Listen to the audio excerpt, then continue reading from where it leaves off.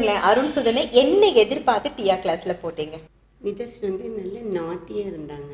Okay, நாட்டின்னு எந்த மாதிரி? First பார்த்தாங்கன்னா நம்ம ஒன்று சொன்னா அவன் ஒன்று பண்ணுவான், எது சொன்னாலும் காதலே வாங்கிக்க மாட்டான். மெயினா நல்ல டிவி பார்த்துட்டே இருப்பான், ஸ்டடீஸ்ல கான்சென்ட்ரேஷனே கிடையாதுங்க. நல்ல சேஞ்சஸ் நல்லது. இது மற்ற குழந்தைகள்கிட்ட என்ன ஃபால்ட் பார்த்தோமோ அது இவங்கிட்ட இருக்கக்கூடாதுன்னு நினைச்சேன். ஆக்சுவலி அவன் வந்து ரொம்ப பேசிக்கா ஷை டைப். ஸோ ஷைனஸ் தான் வந்து உங்களை டியா கிட்ட கொண்டு வந்தது. ஆமா.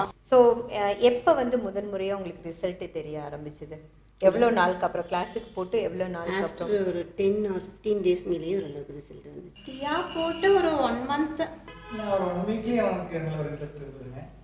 பிஹேவியர்ல நல்ல சேஞ்சஸ். பிஹேவியர் தான் உங்களுக்கு சேஞ்சஸ் கிடைச்சது. ஓகே, அப்புறம் ஸ்டடீஸ்ல ஓகேங்க. பிஹேவியர்ல என்னென்ன சேஞ்சஸ் எல்லாம் பார்த்தீங்க? கொஞ்சம் பேசுறான், பப்ளிக் இப்ப நல்லாவே பேசுறான்.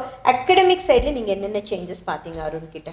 ஃபர்ஸ்ட் மெமரி, நல்ல மெமரிஸ். கான்சென்ட்ரேஷன் நல்லா படிக்கிறதுக்கு உட்காந்துக்கிறாளா? உட்காந்துக்கிறான்.